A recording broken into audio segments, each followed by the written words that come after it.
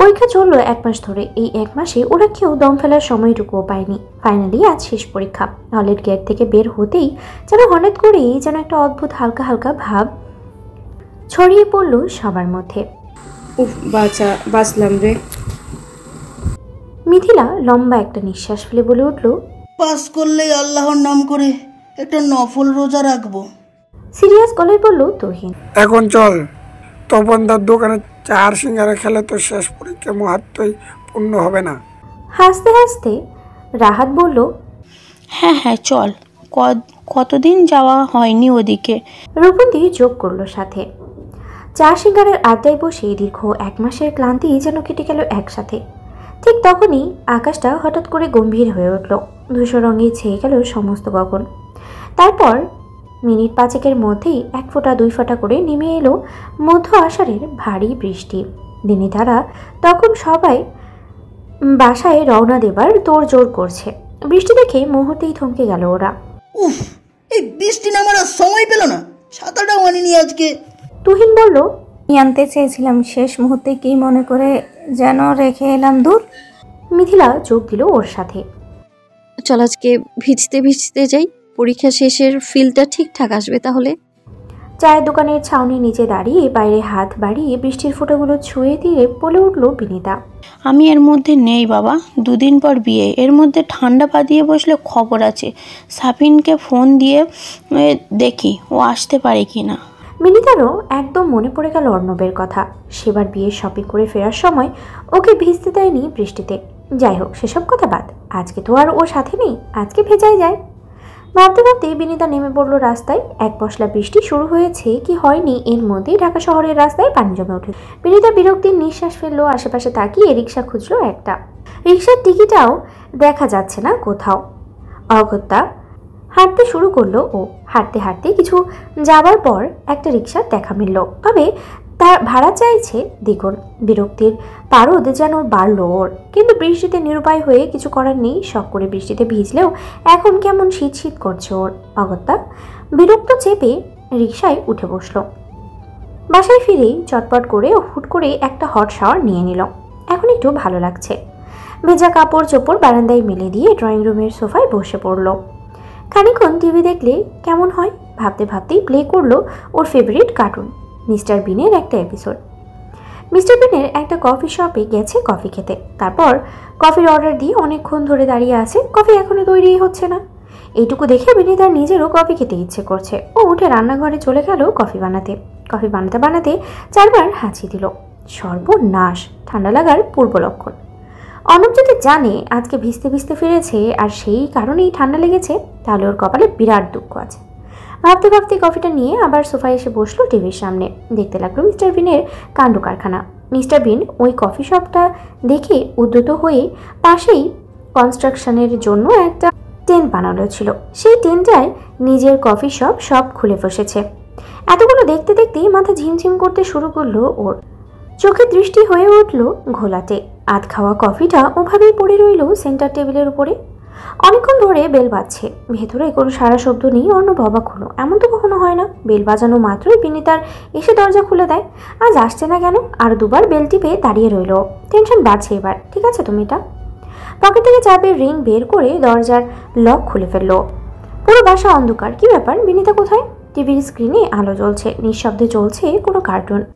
বিনিতা? অর্ণব ডেকে ওঠে, কিন্তু কোনো সাড়া নেই। অর্ণব টিভির স্ক্রিন থেকে আসা অল্প আলোয় সুইচ বোর্ড হাতড়ালো। সুইচ টিপতেই সাদা আলোয় ঝলমল করে উঠল পুরো কক্ষ। ভ্রু কুঁচকে গেল অর্ণবের। মেইন ডোর লক করে সোফার কাছে এগিয়ে গেল, হাঁটু কেড়ে বসলো মেঝেতে। বিনিতা, এই বিনিতা।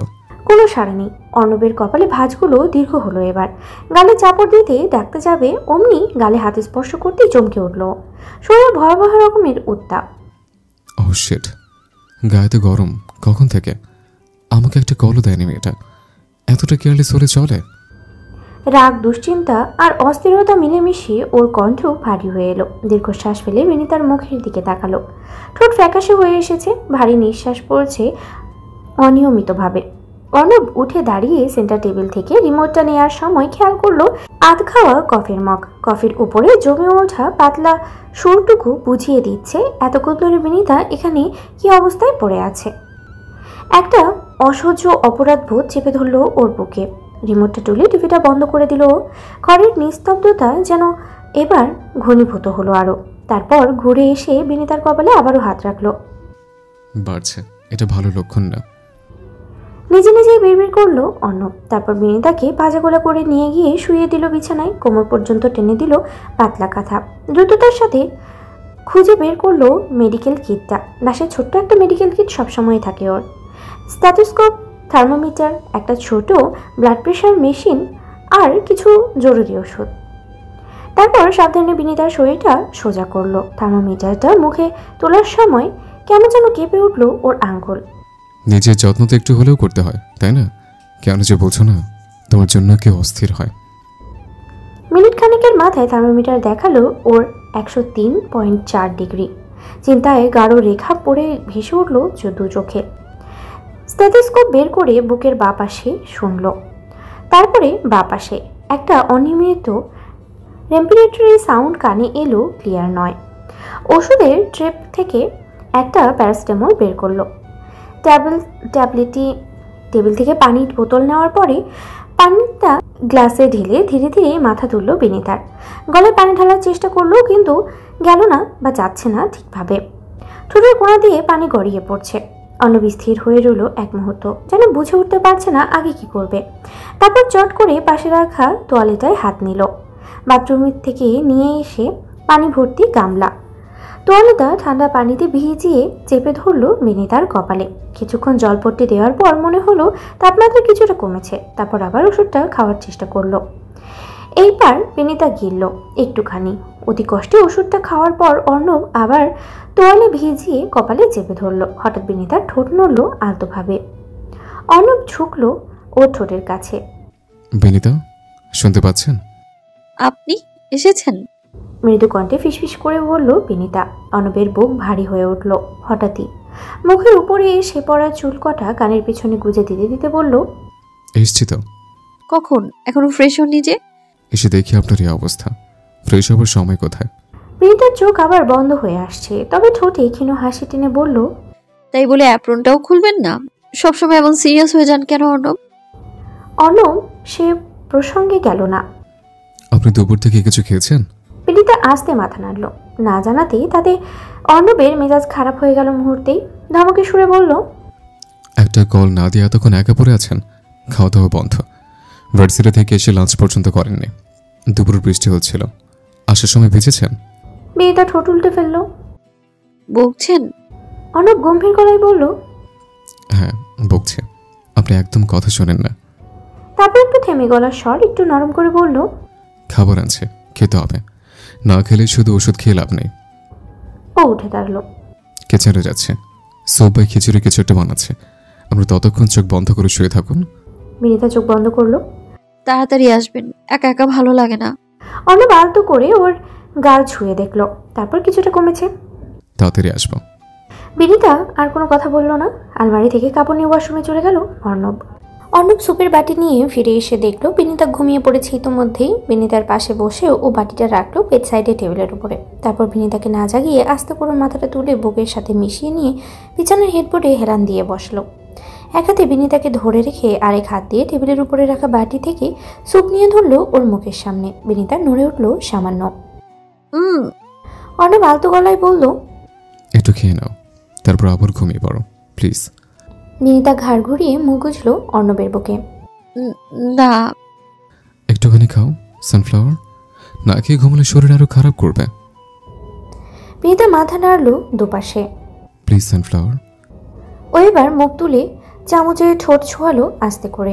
এক চামচ স্যুপ খাওয়ার পরই বিনিতা চোখ বন্ধ করে আবার মুখ গুজে ফেললো অর্ণবের বুকের কাছে। খেতে ইচ্ছে করছে না। অর্ণব আবার এক চামচ স্যুপ তুলল চামচে। ইচ্ছে না করলেও যেতে হবে, না খেয়ে কোনোভাবেই ঘুমানো যাবে না।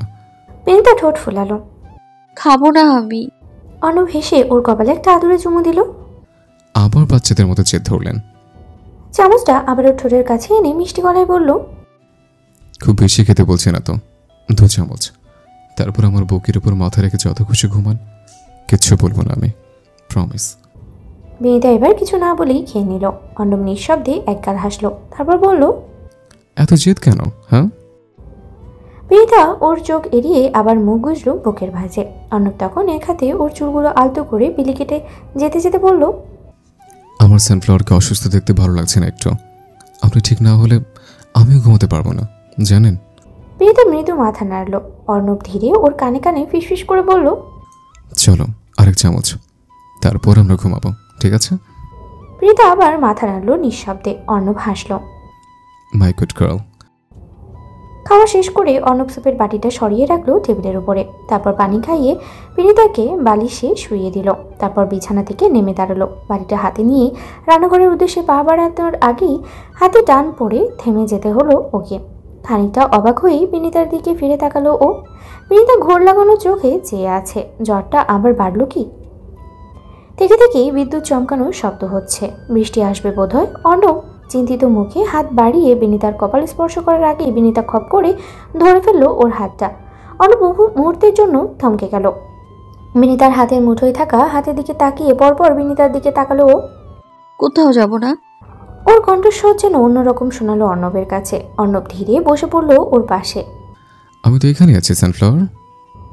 বিনিতা কিছু বলল না। অর্ণব ওর কপালে হাত রাখলো। বেশ গরম। জ্বর একটু বেড়েছে বোধহয়, আপনার রেস্ট দরকার। আমি থার্মোমিটারটা নিয়ে আসি। আপনার স্পর্শ দরকার। বিনিতা চোখ বন্ধ করে বলল, গলার স্বর এত নিচু যে অর্ণবকে ওর ঠোঁট থেকে শব্দ পড়তে হচ্ছে। তারপর ওর বুকের উপরে মাথাটা রাখলো বিনিতা। ভালো লাগছে না, ভেতরটা কেমন খালি খালি লাগছে। অর্ণব নিঃশব্দে ওকে জড়িয়ে ধরলো। আলতো করে চুলে বিলি কেটে দিতে দিতে বলল, আমি এখানেই আছি তো। বাইরে বৃষ্টি শুরু হয়েছে। ঝমঝমে পড়ছে বৃষ্টির ফোঁটা। বিদ্যুৎ চমকানোর শব্দে কেঁপে উঠল বিনিতা। ওর বুকে মুখ গুজে থাকা অবস্থাতেই চোখ বন্ধ করে ফিসফিস করলো। ভয় লাগছে। অর্ণব আরো শক্ত করে জড়িয়ে ধরলো বিনিতাকে। চুলের উপরে ঠোঁট ছুঁয়ে বলল, কিচ্ছু হবে না, আমি হিয়ার। এখানে। বিনিতা ইশারায় নিজের ডান গাল দেখালো। অর্ণব একটু হেসে চুলে বিলি কাটার থামিয়ে ঝুঁকে পড়ল। ওর গালের পাশে মুখ এনে খুব ধীরে খুব আলতো করে ঠোঁট ছুঁয়ে দিল সেখানে। এখানেও। ফিসফিস করে এবার বা গালটা দেখালো। নিঃশব্দে হেসে ওর বা গালেও ঠোঁট ছোঁয়ালো অর্ণব। তারপর সরে যেতে নিলেই বিনিতা এবার ইশারা করলো ঠোঁট বরাবর। এখানে।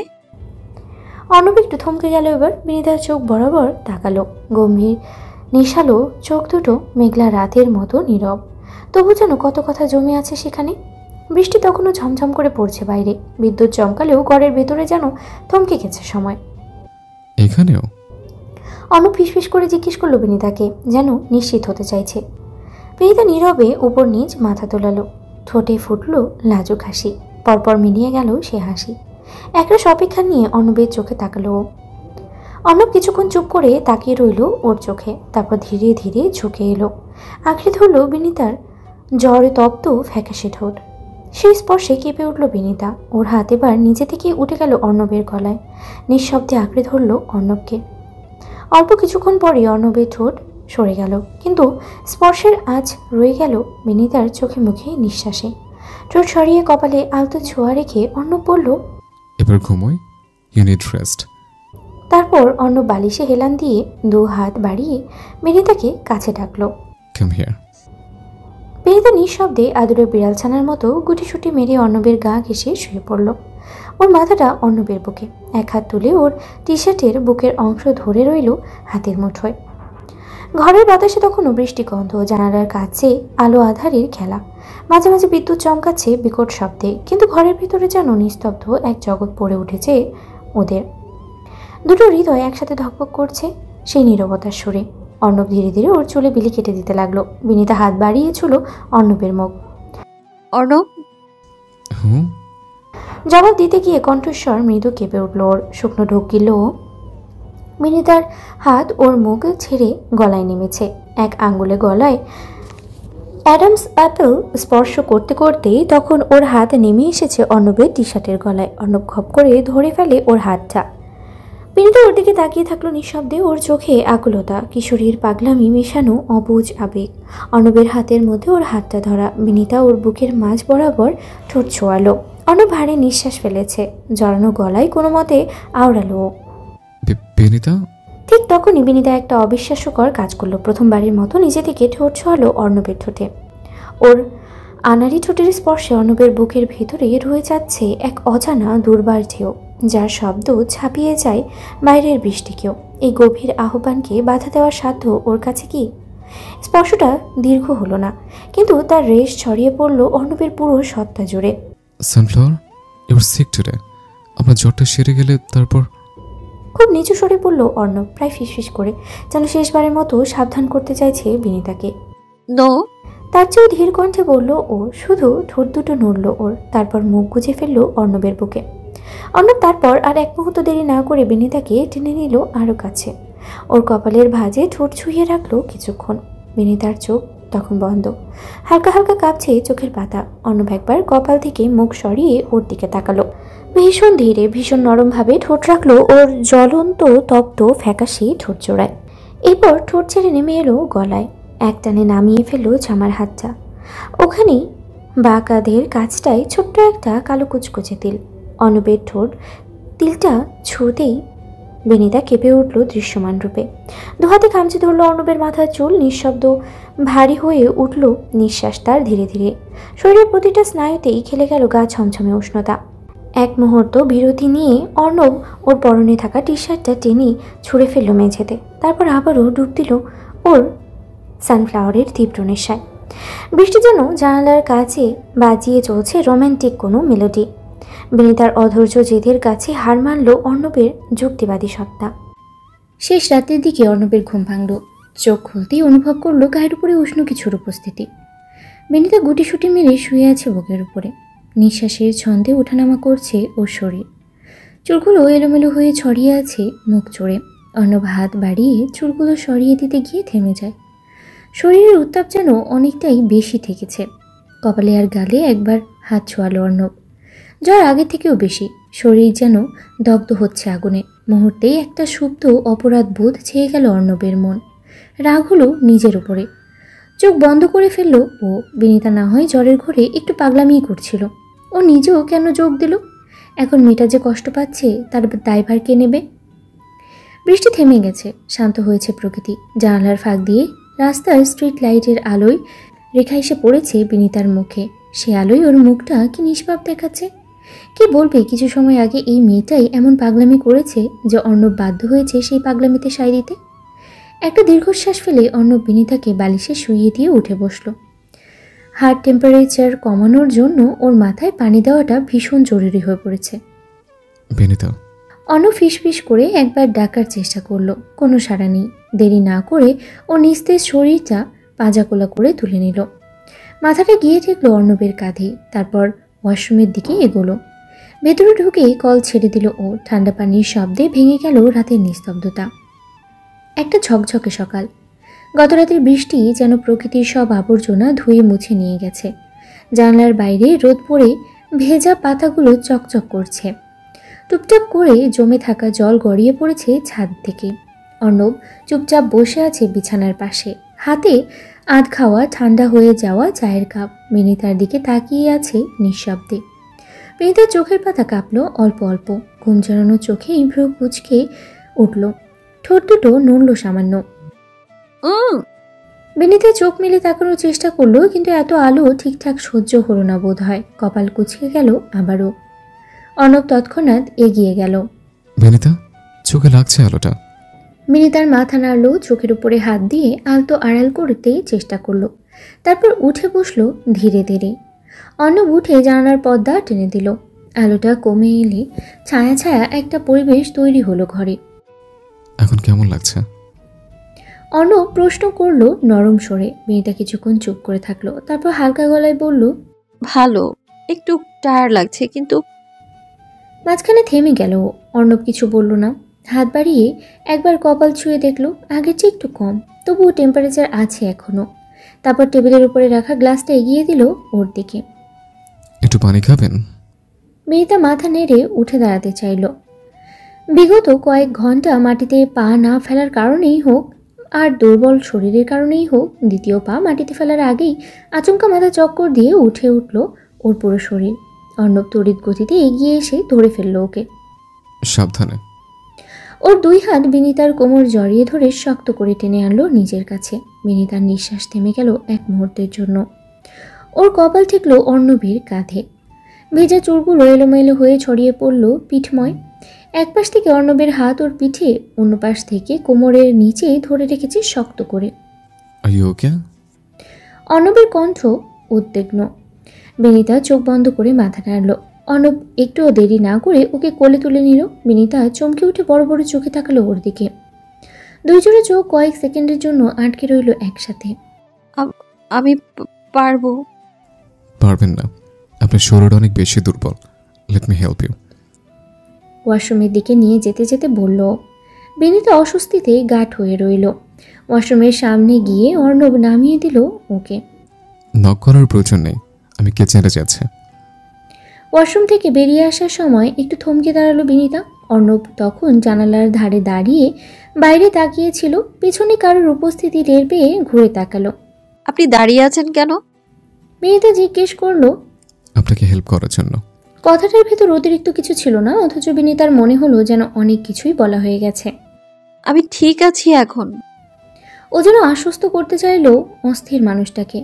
আপনি বসুন আর একটু রেস্ট নিন তো। কালকে থেকে আপনাকে খুব জ্বালাচ্ছি আমি, সরি। মোটেই জ্বালাচ্ছেন না, আপনাকে আগলে রাখাটা আমার দায়িত্ব, আর আমি সেটাই করছি, ব্যাস। তারপর মাথা নেড়ে বলল, এসব কথা ছাড়ুন তো, আপনি বসুন আগে। খালি পেটে দুর্বলতা আরও বাড়বে। বিনিতা বিছানায় এসে বসলো। তাকিয়ে দেখলো অর্ণব ওর দিকে একটা ট্রে এগিয়ে দিচ্ছে। ট্রেতে একটা প্লেটে ধোয়া ওঠা খিচুড়ি। এটা আপনি রান্না করেছেন? অর্ণব মাথা দোলালো। হ্যাঁ, খেয়ে বলুন তো কেমন হয়েছে। বিনিতার মুখের অজান্তে এক চিলতে হাসি ফুটে উঠল। চোখ নামিয়ে ট্রের দিকে তাকিয়ে বলল, আপনি রান্না পারেন এটা তো জানতাম না। অর্ণব হাসলো। বিনিতা আবারও বলল, আপনার প্লেট? কিচেনে নিয়ে আসছে। বলেও উঠে চলে গেল। জ্বরের ঘোরে রাতটা কেমন কেটেছে তা স্পষ্ট মনে পড়ছে না বিনিতার। শুধু টুকরো টুকরো কিছু অনুভব ঘুরপাক খাচ্ছে মাথার ভেতরে। গালে একটা নরম হাতের ছোঁয়া, একটা ভারী নিঃশ্বাস কানের কাছে, একটা উষ্ণ বুকের উপরে ঘুমিয়ে পড়া। তারপর ঠান্ডা পানির স্পর্শ, কাঁধে মাথা রেখে ভেজা চুল কারোর হাতে বুলিয়ে দেওয়া। সব কিছুই মনে হচ্ছে স্বপ্ন ছিল। আসলেই কি তাই? অন্য প্লেট হাতে ঘরে ঢুকলো। বিনিতা একবার চোখ তুলে তাকালো ওর দিকে। ওর মুখের অভিব্যক্তি শান্ত। অর্ণব? বিনিতা এক মুহূর্ত ইতস্ত করলো। আমি কি রাতের বেলা উল্টোপাল্টা কিছু বলেছি? অর্ণব থেমে গেল। একবার সামনে বাড়ানোর আগেই ওর ঠোঁটে খেলে গেল একটা দুষ্ট হাসি। বলেছিলেন তো। বিনিতার অপ্রস্তুত হয়ে উঠল মুহূর্তে। কি বলেছি? অর্ণব এগিয়ে এসে প্লেটটা টেবিলে রাখলো। তারপর ওর দিকে তাকিয়ে স্বাভাবিক স্বরে বলল, আপনি বারবার কারো নাম নিচ্ছিলেন। কার? মেয়েদের গলা যেন একটুখানি কেঁপে উঠল।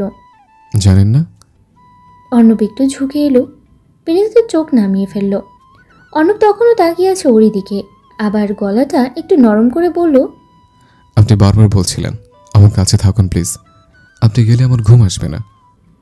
মেয়েটা চুপ করে রইল। ওর মুখ থেকে কথা বের হলো না। অর্ণব একটু থেমে আবারও বলল, আমি উঠতে যাচ্ছিলাম, আপনি তখন হাত ধরে টেনে বললেন কোথাও যাবেন না। মেয়েটা মুখ ঘুরিয়ে জানালার দিকে তাকালো। কিছু বলল না। অর্ণব আর চাপ দিল না, শুধু বলল, খেয়ে নিন, তারপর আবার একটু বিশ্রাম নেবেন, আপনার শরীর এখনও দুর্বল। তারপর নিজের প্লেট নিয়ে বসে পড়লো একটু দূরে। মেয়েটা একটু ইতস্ত করে বলল, আমি কি মানে রাতে গোসল করেছিলাম, চুল এখনো ভেজা।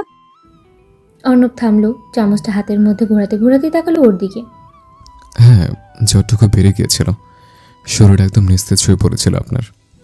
তারপর ওর দিক থেকে চোখ সরিয়ে নিয়ে বলল, I was too much careful. আপনি অচেতন ছিলেন প্রায়। মেয়েটার চোখ বড় বড় হয়ে গেল। ঠোঁট নড়ল।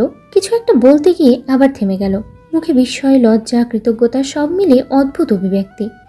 অর্ণবর চোখে চোখ রেখে একটু থেমে বলল, অবস্থা দেখে তো গোসল করানো ছাড়া উপায় ছিল না। বিনিতা গালের রক্তিম আভা লুকাতে মুখ ফিরিয়ে জানালার বাইরে তাকালো। কিছু বলার মতো শব্দ খুঁজে পেল না। অর্ণব হেসে ফেলল। তারপর বলল, তবে একটাই দুঃখ, আপনি কিছু মনে রাখেননি। নাহলে আমি এ যত্নে গোসল করালাম, তার একটা থ্যাংক ইউ তো প্রাপ্য ছিল, তাই না? বিনিতা মুখ ঢেকে ফেলল হাত দিয়ে। অর্ণব? অর্ণব চামচটা প্লেট থেকে তুলে নিয়ে বলল, এই অর্ণব, এই অর্ণব বলার ভঙ্গিটাই কাল রাতে বারবার শুনেছে। একটু থেমে আবার যোগ করলো, বলছিলেন, অর্ণব প্লিজ থাকুন, কোথাও যাবেন না। এই কথা শুনে তো আমি আর যাওয়ার সাহস করিনি। বিনিতার কান পর্যাপ্ত লাল হয়ে উঠল। ওর মুখ ঢেকে রাখা হাতটা চেপে ধরল আরো শক্ত করে। টুকরো টুকরো কিছু মুহূর্ত মনে পড়ে যাচ্ছে, কিন্তু কোনটা স্বপ্ন কোনটা বাস্তব বুঝে উঠতে পারছে না ও। অর্ণবের ফোন বাজছে, ও ঘরে নেই। বিনিতা একবার দেখার চেষ্টা করলো কে ফোন করেছে। স্ক্রিনের নাম ভেসে উঠল, শাফিন। একবার ভাবলো ধরবে কিনা, একবার ভাবলো কলটা রিসিভ করবে কিনা। পরক্ষণেই মনে হলো না থাক। কলটা কেটে যাওয়ার আগ মুহূর্তে অর্ণব টাওয়েল দিয়ে মাথা মুছতে মুছতে বেরিয়ে এলো ওয়াশরুম থেকে। কি কল দিয়েছে? শাফিন ভাই। আচ্ছা। অর্ণব ফোনটা হাতে নিয়ে দেখে মিসড কল। এক মুহূর্ত চুপ করে দাঁড়িয়ে থাকলো, তারপর হাসলো। ওর বিয়ে বলে কথা, এই কয়দিনে ওর যে বেশি এক্সাইটেড মনে হয় কেউ নেই। মেয়েটা একটু তাকিয়ে বলল, রূপন্তী বলছিল কয়েকদিনের মধ্যেই ডেট ফাইনাল হওয়ার কথা। সেটা জানাতেই বোধহয় কল দিচ্ছে। অর্ণব কল ব্যাক করলো। হ্যাঁ শাফিন বল। কেমন আছিস তোরা? আছে। বিনীতের শরীরটা খারাপ। কেন, কি হয়েছে? জ্বর এসছে। বেশি সিরিয়াস? এখন কি অবস্থা? রাতে বাড়াবাড়ি হয়েছিল, এখন মোটামুটি আছে। জানালিও না একবার? অর্ণব একটু থেমে গলাটা নিচু করলো। জানানোর মতো পরিস্থিতিতে ছিলাম না রে। শাফিন নিঃশ্বাস ফেলে বলল, আচ্ছা ঠিক আছে, এখন যদি কিছু দরকার হয় বলিস, আমি একটু দেরি করবো না। থ্যাঙ্কস রে। তারপর বল, ডেট ফাইনাল হলো? হ্যাঁ, শুক্রবার। শুক্রবার মানে এই সপ্তাহেই? মাত্র 5 দিন বাকি। আচ্ছা, শুক্রবার ভালো দিন। যাক, কংগ্রাচুলেশনস বন্ধু, তোর এতদিনের অপেক্ষা শেষ হচ্ছে তাহলে। হ্যাঁ রে, বিশ্বাস কর, এখনো যেন স্বপ্নেই লাগছে। এক মুহূর্তে নীরবতা। অর্ণব চোখ রাখলো বিছানায় শুয়ে বই পড়তে থাকা বিনীতার দিকে, তারপর আস্তে করে বলল, আচ্ছা শাফিন, কারোর জন্য নিজেকে সম্পূর্ণ বদলে ফেলাটা কি ভালোবাসা? ওপাশে শাফিন থমকে গেল, তারপর মৃদু গলায় বলল, ভালোবাসা না হলে কেউ কেন বদলাবে? অর্ণব কিছু বলল না। শাফিন এক মুহূর্ত পরে বলল, কি ব্যাপার হঠাৎ এই কথা? ডক্টর অর্ণব হাসান কি প্রেমে টেমে পড়লেন নাকি? আমি জানি না। উফ, তোর অবস্থা দেখে গুরুতর। বিনীতাকে বলেছিস? না, কিছু বলিনি এখনো। আগে সুস্থ হোক, পরেরটা পরে দেখা যাবে। তুই না একটা অদ্ভুত মানুষ। এদিকে এতটা কেয়ার করছিস, অথচ মুখে স্বীকার করছিস না যে ভালোবাসিস। অর্ণব হাসল। প্রেম ভালোবাসা বলছি না রে শাফিন, আমি শুধু চাই ওর যেন আর কষ্ট না হয়। ওপাশে শাফিন চুপ করে গেল কয়েক সেকেন্ড, তারপর নরম গলায় বলল, ভালোবাসা বুঝিস না বলেই তোর এত দিন যা তুই যা করিস সেটাকে আমার ভালোবাসা নামে। অর্ণব আর কোনো উত্তর দিল না। ফোনের ওপাশে এক মুহূর্তে নিঃশব্দতা, তারপরে শাফিনই ভাঙল সেটা। ভাই, আমার পাশে দাঁড়ানোর দায়িত্ব ওটাও কিন্তু তোর। শুক্রবার কিন্তু আর বেশি দূরে না। অর্ণব হেসে বলল, হ্যাঁ রে, আছি তো। কর্ণের বান্ধবীর খেয়াল রাখাও তো আমার বিরাট দায়িত্ব, বুঝলি? শাফিন হেসে উঠল। ভালো বলছিস, তোর দায়িত্ব কিন্তু ডাবল, বরপক্ষ কনে পক্ষ। অর্ণব এবার একটা গভীর নিঃশ্বাস নিয়ে বলল, আমি শুধু চাই ও হাসুক, মন খুলে হাসুক, আমার আর কিচ্ছু লাগবে না। প্রীতি ধীরে ধীরে হাঁটতে হাঁটতে রান্নাঘরে এলো। শারীরিকভাবে ও এখন অনেকটাই ভালো বোধ করছে, কিন্তু শরীর এখনও একটু দুর্বল। মনটা কেমন কফি কফি করছে, তাই কফি বানাতে রান্নাঘরে এসেছে ও। ক্যাবিনেট খুলে কফির জারটা বের করতে গিয়ে একবার যেন একটু দুলে উঠল শরীরটা। থেমে গেল ও। এক হাত বাড়িয়ে কাউন্টার ধরে কিছুক্ষণ দাঁড়িয়ে চোখ বন্ধ করে নিঃশ্বাস নিল। তারপর আলমারির উপরে রাখা একটা কাচের জারে বিস্কুট ছিল, সেটাই নিতে গিয়ে একটু উঁচুতে হাত বাড়ালো। আর তখনই শরীরটা আবারও কেঁপে উঠল ওর। জারের মুখে হাত রাখতে না রাখতেই ভারসাম্য হারিয়ে ফেলল। জারটা হাতছাড়া হয়ে পড়ে যাওয়ার আগেই একজোড়া শক্তপোক্ত হাত পিছন থেকে ধরে ফেললো ওকে। আপনি আবার এখানে কি করছেন? চিন্তিত গলায় বলল অর্ণব। বিনীতা একটু ইতস্ত করে বলল, আমি একটু কফি খেতে ইচ্ছে করছিল। আমাকে বললেই তো হতো, তাই না?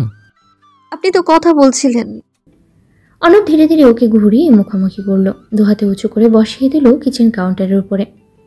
বিনীতা মুখ নামিয়ে ফেলল। অর্ণবর কপালের উপরে পড়ে থাকা চুলগুলো সরিয়ে কানের পিছনে গুজে দিল। আপনি এখনো পুরোপুরি সেরে ওঠেননি। নরম কণ্ঠে বলল। নিজের প্রতি এত উদাসীন কেন? বিনীতা চোখ নামিয়ে রইল, নিচু গলায় বলল, আমি শুধু কফি বানাতে চেয়েছিলাম। এক মুহূর্ত চুপ করে থাকলো অর্ণব, তারপর সামনে এগিয়ে এলো আরও এক ধাপ। ওর কণ্ঠ এবার একটু থেমে থেমে উচ্চারণ করলো। আপনি জানেন না আপনার খেয়াল রাখা কতটা কঠিন যখন আপনি নিজে নিজে যত্ন নেন না। অর্ণব এক মুহূর্ত থেমে ওর চোখে চোখ রাখলো। এবার ওর চোখে ক্লান্তি, কিন্তু সেই পুরনো দীপ্তিটা যেন কোথাও রয়ে গেছে। ওদের মাঝে দূরত্ব তখন খুবই সামান্য। অর্ণব হাত বাড়িয়ে ওর গালের পাশে আঙ্গুল রাখলো। বিনীতার চোখ সরাতে চাইলো, কিন্তু পারল না। অর্ণব ধীরে এগিয়ে এলো, আর তার পরের মুহূর্তে ওর ঠোঁটে সে ছুলো বিনীতার ঠোঁট। কোনো তাড়াহুড়ো ছাড়া খুব স্নিগ্ধ, মৃদু, নিঃশব্দ একটা চুম্বন, যেন ঠিক এক কাপ কফির মতো শরীরের ভেতরে ছড়িয়ে দেয় উষ্ণতার রেশ। বিনীতা চোখ বন্ধ করলো। তুলতুলে শরীরটা কেঁপে উঠল এমন স্পর্শে। ওর দুই হাত সজোরে আঁকড়ে ধরল অর্ণবের হাতের কবজি। অর্ণবের দুই হাত তখনও ওর গালে স্থির। এই কয়েক সেকেন্ডেই যেন থমকে গেছে সময়। একটু পর ধীরে ধীরেই সরে এলো অর্ণব। বিনীতা চোখ মেলল আস্তে আস্তে। জানালার বাইরে কোনো পাখি ডেকে উঠল হঠাৎ। অর্ণবর চুলের ভাঁজে ঠোঁট ছোঁয়ালো। কফিটা আমি বানাচ্ছি, জাস্ট স্টে হিয়ার। স্বাভাবিক গলায় বলল, যেন কিছুই হয়নি। বিনীতা চুপ করে রইল। শুধু একটা আলতো হাসির রেখা খেলে গেল ওর ঠোঁটের কোণে। ছাদের চারপাশে জুড়ে আলোকসজ্জা। সাদা ফেরি লাইটসগুলো যেন রাতের অন্ধকারে তারার মেলা বসিয়েছে। ছাদের মাঝখানে ফুল আর রঙিন কাপড় দিয়ে সাজানো হয়েছে স্টেজ। স্টেজের একপাশে বসেছে রূপন্তী, গায়ে জড়িয়েছে হলুদ কমলা রঙের লেহেঙ্গা, আর তার সাথে শোভা পাচ্ছে রজনীগন্ধা আর গোলাপের গহনা। অন্য পাশে বসেছে সাফিন, ওর গায়ে সাদা পাঞ্জাবির ওপরে হালকা সবুজ কোটি। ওদের চারপাশে দুই পরিবারের সব আত্মীয় স্বজন, কাজিন, বন্ধু বান্ধব সবাই মিলে হাসাহাসি, খোঁচাখুচি আর রসিকতায় মাতোয়ারা। ফটোগ্রাফার ডিএসএলআরে ব্যস্ত প্রতিটা মুহূর্তকে বন্দি করতে। এই যে শাপিন ভাই, একটু হাসুন তো, মনে হচ্ছে আপনাকে জোর করে এখানে বসানো হয়েছে। হাসতে হাসতেই বলে ওঠে রূপন্তীর ছোট মামাতো বোন। শাফিন বলল, হাসবে কিভাবে, এত মানুষ। রূপন্তী, একটু তাকালেই তো গলা শুকিয়ে যাচ্ছে আমার। রূপন্তী ভেঙচি কেটে ফিসফিস করলো, নাটক। এখন দাঁড়িয়ে বিনীতা পুরো দৃশ্য দেখে মুগ্ধ হলো। শেষ পর্যন্ত ওদের ভালোবাসা চিরস্থায়ী বন্ধনে রূপ নিতে চলেছে। অর্ণব আশেপাশে নেই, ওকে এখানে দাঁড় করিয়ে কোথায় যেন গিয়েছে। অনেকক্ষণ ধরে একটা ছেলে এদিকে দিয়েই তাকিয়ে আছে। অস্বস্তি বোধ করছে বিনীতা। অস্বস্তি নিয়ে বিনীতা একটু সরে ছাদের কর্নারের কাছে একটা ছোট টেবিলের পাশে উল্টো দিকে ঘুরে দাঁড়ালো। ছেলেটা এখনো তাকিয়ে আছে। স্পষ্ট বুঝতে পারছে ও ভিড়ের মধ্যেও যেন চোখে চোখ পড়ে যাচ্ছে বারবার। বিনীতার কপালে ভাঁজ পড়ল। ছেলেটার দৃষ্টি এখনো একদিকে। কয়েকবার চোখ পড়ে যাওয়ার পরেই সে চোখ সরায়নি। এবার ছেলেটা ওর দিকে এগিয়ে এলো। আপনি কি রূপান্তের বন্ধু বান্ধবদের দিক থেকে? জি। বিনীতা সহজভাবে উত্তর দিল। ছেলেটা এবার একটু হাসলো। মানে এতক্ষণ ধরে দেখছিলাম আপনার চেহারা বেশ পরিচিত লাগছিল, আগেও কি কোথাও দেখে হয়েছে? বিনীতা কপাল কুঁচকে তাকালো, গলার স্বর স্বাভাবিক রাখার চেষ্টা করলো। মনে হয় না। ও হয়তো মনের ভুল, সরি। বাই দ্য ওয়ে, আমি রূপান্তের কাজিন। ও আচ্ছা। ছোট্ট করে বলল বিনীতা। ছেলেটা একটু হালকা ভঙ্গিতেই হাসলো। আপনার নামটা জানতে পারে? বিনীতা এবার স্পষ্টতর বিরক্ত হলো, তবে চেহারায় প্রকাশ করলো না। বিনীতা আর আমি এখানে একটু ফ্রেশ এয়ার নিচ্ছিলাম, প্লিজ একা থাকতে দিলে ভালো হয়। ছেলেটা হালকা হেসে বলল, আরে না না, বুঝতে পেরেছি আপনি একটু অন্যরকম, চুপচাপ ধরনের। আমার এরকম মানুষদের বেশ ভালো লাগে। কথা শেষ হওয়ার আগেই কারো ছায়া এসে পড়লো ওদের মাঝে। একটা গম্ভীর কণ্ঠ শুনলো বিনীতা। বিনীতা, আপনাকে খুঁজছিলাম। ও মাথা ঘুরিয়ে তাকালো। অর্ণব ছেলেটার দিকে একবার তাকালো। ঠোঁটের কোনায় খেলে গেল পাতলা একটা হাসি রেখা। তারপর বিনীতার চোখে চোখ রেখে সহজ গলায় বলল, এসো। তারপর এক পলক ছেলেটার দিকে তাকালো। এক্সকিউজ আস ব্রাদার। তারপর খুব স্বাভাবিক ভঙ্গিতেই বিনীতার হাতটা ধরলো। বিনীতা থমকে গেল খানিকটা। ছেলেটা তখনও দাঁড়িয়ে আছে অপ্রস্তুত ভঙ্গিতে, কিছু বলার চেষ্টা করছিল বোধ হয়, কিন্তু অর্ণব আর একবারও মাথা ঘোরালো না ওদিকে। বিনিতাকে নিয়ে ধীরে ধীরে হাঁটা দিল ও। চাঁদের মৃদু আলো আর ফেরি লাইটসের কৃত্রিম আলোয় আলোকিত চাঁদের প্রান্তে হেঁটে যেতে যেতে অর্ণব মৃদুস্বরে বলল, এসব ব্রাদারদের আমি খুব একটা পছন্দ করি না। বিনিতা একটু হেসে বলল, তবে আপনি বেশ ভালো সামলালেন, থ্যাঙ্কস। অর্ণব ওর দিকে তাকিয়ে বলল, এখানে থ্যাঙ্কস বলার কি হলো? আমার বউকে কেউ বিরক্ত করবে আর আমি দাঁড়িয়ে দাঁড়িয়ে সেটা দেখব? সেটা তো সম্ভব না, তাই না? অর্ণবের আচমকা এমন বউ সম্বোধন বিনিতা লজ্জা পেয়ে অন্যদিকে তাকালো। অর্ণব হঠাৎ বলল, জানেন, লজ্জা পেলে আপনার ফুলগুলো গাল দুটো এমন কেউ দেখায়, মনে হয় টুপ করে খেয়ে ফেলে। বিনিতার চোখ দুটো বিস্ময়ে বড় বড় হয়ে গেল। ও যেন বিশ্বাসই করতে পারছে না অর্ণব এভাবে এমন কথা বলেছে। আপনি আপনি কি বলেন? অর্ণব কাঁধ ঝাঁকিয়ে হেসে বলল, একদম সত্যি কথা বলেছে। আমার তো অনেক কষ্ট করে নিজেকে সামলাতে হয়, আপনি জানেন না? বিনিতার গাল টুক করে লাল হয়ে গেল। এবার কি বলবে ভেবে পেল না। তড়িঘড়ি করে মুখ ফিরিয়ে অন্যদিকে তাকালো ও। অর্ণবের লজ্জার পলাশ রাঙা হওয়ার মুখটা দেখার লোভ সামলাতে পারল না, তাই কোনো একটা ছুতো ধরে বলল, বিনিতা, আপনার কপালের টিপটা মনে হয় একপাশে সরে গেছে, দেখি। বিনিতা অবাক হয়ে তাকালো। তাই? অর্ণব ওর মুখের কাছে ঝুঁকে এলো, চোখ রাখলো ওর কপালে, তারপর খুব যত্ন করে ওর কপালে টিপটা তুলে আবারও পরিয়ে দিল আগের জায়গায়। তারপর ফিসফিস করে বলল, এবার ঠিক আছে, বউ লাগছে। কিরে বেটা, আমার বিয়েতে এসে নিজেই রোমান্স শুরু করে দিয়েছিস? সাফিনের গম্ভীর কণ্ঠস্বরে ধ্যান ভাঙলো দুজনে। বিনিতা চমকে একপাশে সরে গেল আর অর্ণব কাঁধ ঝাঁকিয়ে দুষ্টু হেসে বলল, তুই তো বলেছিলি জীবনের স্পেশাল মুহূর্তগুলো মন দিয়ে উপভোগ করতে হয়, সেটাই করছিলাম। আচ্ছা, আমার বিয়েতে রোমান্স করতে হলে নিউলি ম্যারিড কাপলদের জন্য আলাদা কর্নার দেয় নাকি? রূপন্তী পেছন থেকে এসে যোগ দিল, প্রাইভেট রোমান্স জোন। অর্ণব এক ভ্রু তুলে তাকালো, জোন টোন লাগবে না, প্রোগ্রাম তাড়াতাড়ি শেষ কর বেটা, বাসায় যাব। ওহো, দেরি হয়ে যাচ্ছে। বিয়ে আমার, অথচ রোমান্স করার জন্য অধৈর্য হয়ে গেছিস তুই? কে আশ্চর্য, তুই তো এমন ছিলি না। এ কি অধপতন হলো তোর রে? ভ্রু নাচাতে নাচাতে বলল সাফিন। অর্ণব চোখ পাকালো। চুপ করবে আদব, আমার বউ লজ্জা পাচ্ছে, দেখতে পাচ্ছিস না? রূপন্তী কনুই দিয়ে সাফিনকে খোঁচা দিল। চলো চলো, ওদের একটু স্পেস দিই। দেখছো না বিনিতা লজ্জায় রীতিমতো লাল নীল হয়ে যাচ্ছে।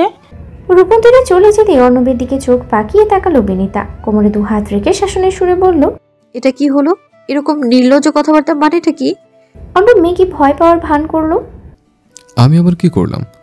বউকে একটু ভালোবেসে দেখলে যদি নির্লজ্জ হয়ে যায় তাহলে তো সমস্যা। বিনিতা গম্ভীর মুখে তাকিয়ে রইল, কিন্তু চোখের কোণায় লুকোনো হাসিটা প্রায় ধরা পড়ে যাচ্ছিল ওর। অর্ণব এবার একটু কাছে এগিয়ে এসে চোখ টিপে বলল, প্রোগ্রাম তো প্রায় শেষ, চলেন বাসায় যাই। বিনিতার মুখে তখনও রাগ মিশ্রিত লজ্জার ছায়া। নির্লজ্জ লোক। মুখ ঘুরিয়ে ফিসফিসিয়ে বলল, তারপর অর্ণবের দিকে ঘুরে তাকালো। আপনি একদমই আগের মতো নেই জানেন। অর্ণব হাসলো চুপচাপ, তারপর হাসি বন্ধ করে এক হাত পকেটে ঢুকিয়ে গম্ভীর ভঙ্গিতে উত্তর দিল, it's called the side effect of married life. Binita হেসে ফেললো এবার। অর্ণব তখন আবারও বলল, প্রোগ্রাম প্রায় শেষ, চলেন ম্যাডাম, আজকে রাতের শেষটুকু একটু স্পেশালভাবে কাটাতে চাই। অর্ণবের কথায় মুখ লুকিয়ে হেসে ফেললো বিনিতা। কিছু না বলে ওর বিশাল হাতটা নিজের হাতে ছোট্ট মুঠোয় নিয়ে টেনে ধরলো, যেন নিঃশব্দে বোঝাতে চাইছে, চলো আর দেরি নয়। রাতের শহর তখন অনেকটাই নীরব। দূর থেকে কিছুক্ষণ পর পর ভেসে আসছে দু একটা গাড়ির শব্দ। শহরের ব্যস্ততা যেন আজ ঝিমিয়ে পড়েছে বড্ড তাড়াতাড়ি। গাড়িতে বসে অর্ণব বিনিতার দিকে এক পলক তাকিয়ে বলল, কোথায় যাবেন বলেন মিসেস অর্ণব? বিনিতা জানলার বাইরে তাকিয়ে থাকলো কিছুক্ষণ। বাতাসে ওর চুল উড়ছে অল্প অল্প। ঠান্ডা বাতাসটা বেশ ভালোই লাগছে। বাতাসে ওর শাড়ির আঁচল খানিকটা এলোমেলো হয়ে গেছে। আঁচলটা ঠিক করতে করতেও বলল, দূরে কোথাও যেতে ইচ্ছে করছে, নিরিবিলি কোনো জায়গায় যেখানে শুধু আপনি, আমি আর নিস্তব্ধতা। অর্ণব হেসে গিয়ার চেঞ্জ করলো। ঠিক আছে ম্যাডাম, তাহলে আজকে লং ড্রাইভের নাম করে একটা ছোট্ট মুন্ডেড প্ল্যান হয়ে যাক। গাড়ি শহরের আলো আধারের ভেতর দিয়ে ছুটে চলল। গাড়ির এফএমটা অন করলো অর্ণব। একটা পুরনো রোমান্টিক বাংলা গান চলছিল তখন। এই পথ যদি না শেষ হয় তবে কেমন হতো তুমি বলো তো। অর্ণব বিনিতার দিকে এক পলক তাকালো, তারপর সামনের দিকে দৃষ্টি ফেলে বলল, এই রাতটা শুধু আমাদের, তাই না?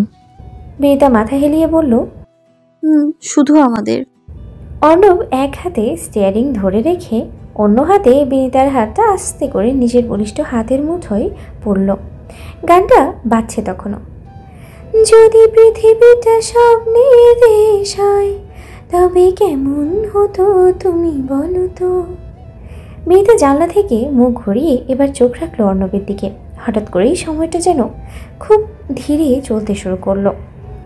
গাড়ি তখন জানলার বাইরের আলো আধারির গাছপালা, হলুদের নিয়ন বাতি আর হালকা কুয়াশার মতো ধোয়া ধোয়া বাতাসটাকে পেছনে ফেলে এগিয়ে চলল কোনো এক নিরিবিলি প্রান্তে, যেখানে কথার প্রয়োজন হয় না, শুধু দুজন মানুষের উপস্থিতিই যথেষ্ট।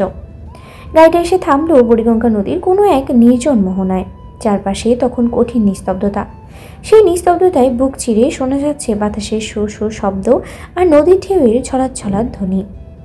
দূরের আলো ঝাপসা, মাথার উপরে আকাশটা যেন বিছিয়েছে নীলচে কালো রঙের চাদর। তার মাঝখানে টিমটিম করে জ্বলছে শত শত তারকারাজি। অর্ণব গাড়ির দরজা খুলে বিনিতার দিকে হাত বাড়িয়ে দিল, হাতে ধরে বলল, এখানে শব্দ নেই, শুধু আমরা দুজন। বিনিতার চুলগুলো এলোমেলো হয়ে গেছে নদীর পাড়ের ঠান্ডা বাতাসে। অর্ণবের কপালের উপরে উঠে আসা চুলগুলো গুছিয়ে দিতে দিতে বলল, এই পরিবেশটা ঠিক আপনার মতোই শান্ত আর ভয়ঙ্কর সুন্দর। মেয়েটা একটু হেসে মুখ ঘুরিয়ে নিল। তারপর নদীর ধারে পাথরের ওপরে বসে পড়ল ওরা। বিনিতার সাদা পাড়, হলুদ রঙের শাড়ির আঁচলটা দুলছে বাতাসে। অর্ণব ওর কাঁধে আলতো করে বিনিতার মাথাটা তুলে রাখল। সবাই যেন থমকে গেছে এই মুহূর্তটায়। কেউ কোনো কথা বলছে না, কিন্তু দুজনেই যেন শুনতে পাচ্ছে একে অপরের নিঃশ্বাসের ছন্দ আর হৃদস্পন্দনের ধ্বনি। হঠাৎ অর্ণব নিচু গলায় বলল, আমি যদি বলি এই মুহূর্তটা আমার জীবনের সবচেয়ে সুন্দর, সবচেয়ে প্রিয় মুহূর্ত, আপনি কি বিশ্বাস করবেন? বিনিতা ওর মতো করেই ফিসফিস করে বলল, হয়তো, কারণ আমরাও ঠিক একই রকম লাগছে। অর্ণবর হাতটা আর একটু শক্ত করে ধরল। নদীর পানিতে চাঁদের আলো পড়ে পানিগুলো চিকচিক করছে, আর সেই আলোয় ছায়া পড়েছে ওদের চোখে, গালে আর এক মুঠো ভালোবাসায়। হঠাৎ করে অর্ণব আবারও বলল, Today you're actually looking like a real sunflower. মেয়েটার মুখে মৃদু বিস্ময়ের হাসি ফুটে উঠল। কাঁধ থেকে মাথা তুলে অর্ণবের চোখে চোখ রেখেও বলল, সানফ্লাওয়ার কেন? রোদ কোথায় দেখলেন এখানে? অর্ণব বিনিতার চোখের দিকে তাকালো গভীরভাবে, একটু থেমে বলল, এই হলুদ শাড়িটা রোদের মতো আভা ছড়াচ্ছে আপনার গায়ে। আপনার দিকে তাকালে আমার সব ক্লান্তি সরে যায়, মন ভালো হয়েছে। সানফ্লাওয়ার যেমন সূর্যের দিকে মুখ করে থাকে, তেমনি আমি আপনার দিকে তাকিয়ে থাকলে শান্তি পাই। মেয়েটার গাল দুটো এবার রোদের মতোই লালচে হয়ে উঠল। হঠাৎ একটু না ভেবে বলল, এসব কথা আরো মেয়েকে বলেছেন? অর্ণব হেসে ফেলল, মাথা নাড়ল ধীরে ধীরে। না, এইসব কথা শুধু একজনকে বলা যায়, যার জন্য এগুলো সত্যি, আর সেটা হলো আপনি। মেয়েটার চোখে তখন জল টলমল করে উঠেছে। অর্ণব সেটা দেখে বলল, কি ব্যাপার ম্যাডাম, আপনি এখন কেঁদেই ফেলবেন? মেয়েটা চোখে পানি নিয়েই হেসে ফেলল। আজকে কেমন জানি রূপকথার গল্পের মতো লাগছে সবকিছু। আমি চাই না এই মুহূর্তটা কখনো শেষ হয়ে যাক। অর্ণবর কাঁধে বিনিতার মাথাটা রাখলো, আবার আস্তে করে ওর চুলের ভাঁজে ঠোঁট ছোঁয়ালো। এই রাতটা শেষ হলে আমাদের ভেতরে অনুভূতিটা থেকে যাবে আজীবন। চাঁদের আলো তখন নদীর পানিতে এক ফালি মায়াবী রেখা হয়ে দুলছে, যেন দুজন মানুষের নিঃশব্দ ভালোবাসা ছুঁয়ে যাচ্ছে সেই নদীর মন। বহুক্ষণ চুপচাপ বসে থাকার পর বিনিতা বলল, চলেন না নদীর পাড় ধরে একটু হাঁটি। অর্ণব ওর দিকে তাকিয়ে মাথা নাড়ল। ওরা দুজনে ধীরে ধীরে উঠে দাঁড়ালো। নদীর পাড় থেকে ছোট্ট একটা কাঁচা পথ বয়ে গেছে দূর পর্যন্ত, যেখানে শহরের আলো আর পৌঁছায় না। কেবল চাঁদের আলো গাছের ফাঁক দিয়ে ঝরে পড়ে পথের উপরে। নদীর ধারে বাতাসটা একটু বেশিই ঠান্ডা। বিনিতার শাড়ির আঁচল আবারও বাতাসে উঠছে। অর্ণবর পাশেই হাঁটছে, মাঝে মাঝে তাকাচ্ছে, কিছু বলছে না। বিনিতার পা হঠাৎ থেমে গেল। ও বাতাসের দিকে তাকালো। ওর চোখে তখন কুয়াশার মতো আবছা আবছা ছায়া। জানেন, আমি আগে কখনো এভাবে হাঁটিনি কারোর সঙ্গে। এমন রাত, এমন নিস্তব্ধতায় আমার একটু ভয়ও লাগছে, আবার খুব ভালোও লাগছে। অর্ণব ওর দিকে এক পা এগিয়ে এসে বলল, ভয় পাওয়ার কিছু নেই, আমি আছি তো। যতক্ষণ আমি আছি আপনার নিশ্চিন্ত। বিনিতার আকাশ থেকে দৃষ্টি সরিয়ে অর্ণবের দিকে তাকালো। কিছু না বলে ও হাত বাড়িয়ে চুপচাপ ধরলো অর্ণবের হাতটা। ওরা দুজন নদীর পাড়ে ধরে ধীরে ধীরে হেঁটে যাচ্ছে। চারপাশে কুয়াশার মতো আবছা আলো, দূরের শহর যেন একরাশ নিস্তব্ধতায় ঢাকা। হঠাৎ করেই আকাশে মেঘ জমতে শুরু করলো। নদীর উপর দিয়ে বয়ে আসা বাতাসটা কেমন যেন ঠান্ডা হয়ে গেল। আরও একটু পরেই বিনিতা বলল, শুনছেন, মনে হচ্ছে বৃষ্টি আসছে। অর্ণব একটু থেমে বাতাসে কান পাতলো, তারপর হেসে বলল, বাতাসটা বেশ ঠান্ডা হয়ে এসেছে। কিছুক্ষণের মধ্যেই আকাশ থেকে নেমে এলো টুপটাপ ফোঁটা। নদীর পাড়ে বালির উপরে গাছের পাতায় দুজনের গায়ে ঝিরঝিরে বৃষ্টির মিষ্টি ঘ্রাণ মিশে গেল বাতাসে। অর্ণব হাত বাড়িয়ে বিনিতার আঁচলটা মাথার উপরে তুলে দিল। তারপর দুজনেই দৌড়ে একটা পুরাতন ঘাটের ভাঙা চোরা ছাউনির নিচে গিয়ে দাঁড়ালো। ছাউনি বলতে কিছুই নেই, কেবল একপাশে একটা বড় গাছ আর তার নিচে যতটুকু ঠাঁই পাওয়া যায়। অর্ণব বলল, এই মুহূর্তটার জন্য আমি অনেকদিন অপেক্ষা করছিলাম। বৃষ্টি, আপনি আর এই নদী যেন কবিতা নিজের পায়ে হেঁটে এসে পাশে দাঁড়িয়েছে। মেয়েটার গাল উপর গড়িয়ে পড়ছে পানির ফোঁটা, কপালের চুলগুলো ভিজে গিয়েছে। ও অর্ণবের দিকে তাকিয়ে ফিসফিস করে বলল, কবিতা শুনবেন? অর্ণবের কপাল থেকে ভেজা চুলগুলো সরিয়ে দিল, তারপর মৃদু স্বরে বলল, শুনবো না? সে কবে একবার কবিতা শুনিয়েছিলেন, মনে আছে? গোধূলি বেলা পার্কে বসে। বৃষ্টি তখনও পড়ছে ঝিরঝির করে। বিনিতা অর্ণবের চোখে চোখ রেখে আবৃত্তি করতে করতে বলল, তার চেয়ে বরং দূরেই থাকো। যেমন দূরে থাকে ছোঁয়া থেকে স্পর্শ, রোদ্দুরের বুক থেকে উত্তাপ, শীতলতা থেকে উষ্ণতা। প্রেমের খুব গভীর ম্যাপে যেমন লুকিয়ে থাকে ভালোবাসা, তেমন দূরত্বেই থেকে যেও। 1 ইঞ্চিতেও কবু বলতে পারবে না কেউ কতটা কাছাকাছি এসেছিলে বলে। দূরত্বের পরিমাপ দিতে পারেনি পৃথিবী। নদীর ঢেউ, বেতার গলার মোহময় সুর আর বৃষ্টির শব্দ একসাথে মিলে মিশে যেন একটা অন্তরঙ্গ সুর তৈরি করেছে, যার ভেতরে অর্ণব প্রায় ভেসেই যাচ্ছিল এতক্ষণ ধরে। মেয়েটা থামতেই হঠাৎ করে অর্ণব বলল, এই মুহূর্তটার নাম কি রাখবেন? মেয়েটা একটু ভেবে বলল, হয়তো বৃষ্টিধারার পার। অর্ণব একটু চমকে থাকলো বিনিতার দিকে। ওর চোখে মৃদু বিস্ময় আর প্রশংসার ছায়া। তারপর ধীরে ধীরে বলল, যেখানে শব্দটা ভিজে যায় অনুভবের ভেতরে, আর অনুভবের দাঁড়িয়ে থাকে, মোহিত হয় কণ্ঠস্বরে। বৃষ্টি তখনও পড়ছে একটানা ধীরে ধীরে। চারপাশের ধোয়া ধোয়া বাতাস আর হৃদয়ের মাঝে গড়ে গড়ে জমে ওঠা চিরকালীন অনুভব, যেটা শুধুমাত্র জানে দুজন মানুষ। বাকিদের ভাষায় হয়তো সেটা কখনোই প্রকাশযোগ্য নয়। সাদা সোনালি আলোয় ভরা পুরো হলরুমটা। একপাশে লাইট ডেকোরেশন দেওয়া আর সেলফি বোর্ড, অন্য পাশে রাখা হয়েছে সাদা কভার দেওয়া প্লাস সোফা। কয়েকটা সোফার সামনে কাচের ছোট সেন্টার টেবিল, যার উপরে ছোট ছোট ক্যান্ডেল হোল্ডার রাখা, যেখানে থেকে হালকা হালকা সুগন্ধ ছড়াচ্ছে পুরো হলরুমে। সোফাগুলোর একটাতে বসে আছে রাহাত আর মিথিলা। তুহিনকে আপাতত আশেপাশে দেখা যাচ্ছে না। পাশের সোফায় বসে আছে দুজন আত্মীয়, পুরোনো দিনের গল্পে মেতে উঠেছে। মাঝে মাঝে চুমুক দিচ্ছে ঠান্ডা পানীয়তে। বিয়ের প্রোগ্রাম শুরু হয়েছিল এখনই। একটা কোনায় সোফায় হেলান দিয়ে বসে আছে বিনিতা ক্যান্ডি পিঙ্ক কালারের শাড়ি পরেছে আজকে। তখনই অর্ণব দুটো কফি কাপ হাতে এগিয়ে আসে ওর দিকে। একটা কাপ ওর দিকে বাড়িয়ে দিয়ে বসে পড়ে ওর পাশে। অর্ণবের পরনে ডার্ক ব্লু কুর্তার উপরে light ash waistcoat. Arnab বসতে না বসতেই রূপন্তীর এন্ট্রি হলো। পুরো হলরুম যেন থেমে গেল ওর উপস্থিতিতে। সবার দৃষ্টি এক মুহূর্তের জন্যই আটকে গেল ওর দিকে। মেয়েটা উঠে দাঁড়িয়ে এগিয়ে গেল রূপন্তীর দিকে, মুখ ভর্তি হাসি নিয়ে তাকালো রূপন্তীর দিকে।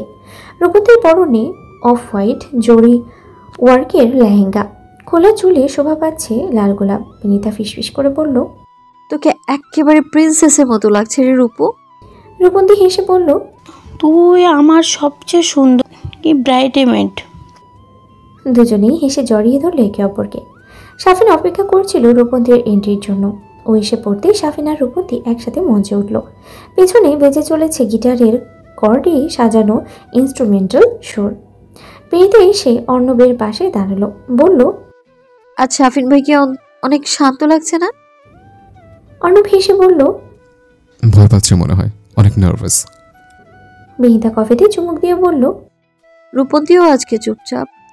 অনুপর দিকে তাকিয়ে একটু থেমে বলল, সবচেয়ে চঞ্চল মানুষটা যখন জীবনের সবচেয়ে গুরুত্বপূর্ণ মুহূর্তের সামনে দাঁড়ায় তখন বোধহয় চুপচাপ হয়ে যায়, তাই না? বিনিতা হাসলো, চোখ নামিয়ে বলল, হয়তো চুপচাপ মানে ভয় না, নাও হতে পারে। অর্ণব মাথা নেড়ে সম্মতিসূচক ভঙ্গিতে বলল, একদম। আজকে রূপন্তীর চোখে ঠিক সেই অনুভূতিটা ছিল, খুব গভীর, স্থির কিছু একটা। বিয়ের অনুষ্ঠানিকতা সম্পন্ন হতেই সারা হলরুমে বয়ে গেল উষ্ণ হাসির ঢেউ। সাফিনা রূপন্তী অতিথিদের সাথে শুভেচ্ছা বিনিময় করতে শুরু করলো। বিয়ের অনুষ্ঠান শেষের দিকে রূপন্তী আর সাফিন এখনও অতিথিদের সাথেই ছবি তুলছে। বিনিতা একটু একা হয়ে বসেছিল সোফার এক পাশে। অনেক কিছুক্ষণের জন্য উঠে গেল ওর পাশ থেকে। তখন কালকের ছেলেটা এসে দাঁড়ালো ওর সামনে, একটা হাসি দিয়ে বলল, হাই বিনিতা। হাই। বিনিতা সৌজন্যমূলক হাসার চেষ্টা করলো। কেমন আছেন? ভালো, আপনি? আমিও ভালো আছি। আসলে শাফিন ভাইয়ের মা আপনাকে খুঁজেছিলেন, আমাকে বললেন আপনাকে যেন ডেকে নিয়ে যায়। বিনিতা প্রথমেই কিছুটা অবাক হলো। আমাকে ডাকছে? হ্যাঁ, আমার সাথে আসুন। বিনিতা এবার যেন দ্বিধায় পড়ল। ছেলেটা গায়ে হলুদের ঘটনার পর আর সামনে আসেনি, এখন এত স্বাভাবিকভাবে কথা বলছে। ও উঠে দাঁড়ালো, ছেলেটা ইশারা করলো সামনের দিকে। এই দিক দিয়ে গেলে শর্টকাট হয়। দুজনে একটা সাইড করিডোরের দিকে গেল। এদিকটায় আলো তুলনামূলকভাবেই কম। একটু হেঁটে যেতেই বিনিতা আশেপাশে দেখে থমকে দাঁড়ালো। এদিকে তো কেউ নেই। বিনিতা সতর্ক গলায় বলল। ছেলেটা হালকা কেশে নিয়ে বলল, আসলে আমি একটু তোমার সাথে কথা বলার সুযোগ খুঁজেছিলাম। তোমাকে আজকের অনেক সুন্দর দেখাচ্ছে বিনিতা। আমি আসলে তোমাকে পছন্দ করি। সেটা এক নিঃশ্বাসে কথাগুলো বলে থামলো। একটা অদ্ভুত নিস্তব্ধতা জমলো চারপাশে। বিনিতা হতবাক হয়ে তাকালো ছেলেটার দিকে। কয়েক সেকেন্ড চুপ করে থেকে বলল, আপনি আমাকে এই কথা বলার জন্য এখানে ডেকে এনেছেন? ছেলেটা একটু অপ্রস্তুত হয়ে পড়ল। না মানে আর কিভাবে বলতাম, এত মানুষের মধ্যে একদম সুযোগ পাচ্ছি না তোমার সাথে কথা বলার, তাই। বিনিতা এবার ভালো করে তাকালো ছেলেটার দিকে। Listen, you are crossing your limit. আজকের দিনটা আমার বেস্ট ফ্রেন্ডের জীবনের অন্যতম গুরুত্বপূর্ণ দিন, আর আমি চাই না সেটা কোনোভাবে নষ্ট হোক। So stay in your limit. ছেলেটা একটু থমকে গেল, তারপরে আস্তে আস্তে মুখে একটা অদ্ভুত হাসি ফুটে উঠলো, যেটা বিনিতার ভালো লাগলো না একদমই। তুমি আসলে বুঝতে পারছো না। ওর গলা একটু নিচু হয়ে গেল। আমি বলেছি আমি তোমায় অনেক পছন্দ করি, একবার সুযোগ দাও তারপর। বিনিতা এবার সরাসরি চোখের দিকে তাকিয়ে বলল, আপনার ব্যবহার খুবই অস্বস্তিকর লাগছে আমার কাছে, আমি যাচ্ছি। ও পেছন করে হাঁটতে শুরু করলো। মাত্র দু এক কদম এগোতেই পেছন থেকে হঠাৎ করে ছেলেটা ওর হাত চেপে ধরলো। তুমি কোথাও যেতে পারবে না। বিনিতা চমকে উঠল, বলল, হাত ছাড়ুন, আপনি কি পাগল? ছেলেটার চোখ লাল হয়ে উঠেছে। সবাই ভাবে তুমি খুব ভালো ভদ্র মেয়ে, কিন্তু তুমি আসলে অনেক অহংকারী। তুমি কি ভাবছো আমি ঠাট্টা করছি? আমি তোমাকে এত পছন্দ করছি আর তুই আমায় নিয়ে খেলবি? কোনো দিনই কেউ আমাকে এভাবে রিজেক্ট করে নাই। ছেলেটা এক ধাক্কায় সামনে এগিয়ে আসতেই ঠাস করে একটা শব্দ হলো। বিনিতা সপাটে থাপ্পড় মেরেছে ছেলেটার গালে। ছেলেটা এক সেকেন্ড থমকে গেল, তারপর দাঁতে দাঁত চেপে বলল, তুই কি ভাবছিস আমাকে এভাবে অপমান করে তোকে চলে যেতে দিব? ঠিক ওই সময় হঠাৎ করে করিডোরের পেছনের দিক থেকে একটা শব্দ হলো, যেন কেউ এগিয়ে আসছে এদিকে। ছেলেটা থেমে গিয়ে আশেপাশে তাকালো, তারপর হঠাৎ করে এক ঝটকায় ঠেলে ওকে পেছনের কোণার একটা রুমের দিকে নিয়ে যেতে চাইলো, সম্ভবত স্টোর রুম। রুমের দরজাটা ছিল আধ খোলা। বিনিতা ধাক্কা দিয়ে সরিয়ে দেওয়ার চেষ্টা করলো, কিন্তু একটা শক্ত সামর্থ্যবান পুরুষের শক্তির কাছে সে পেরে উঠল না। ছেলেটার চোয়াল শক্ত, দৃষ্টি ভয়ঙ্কর। রুমের ভেতরে ঢুকে ছেলেটা একটা ধাক্কা দিয়ে বিনিতাকে একপাশে দেয়ালে চেপে ধরলো।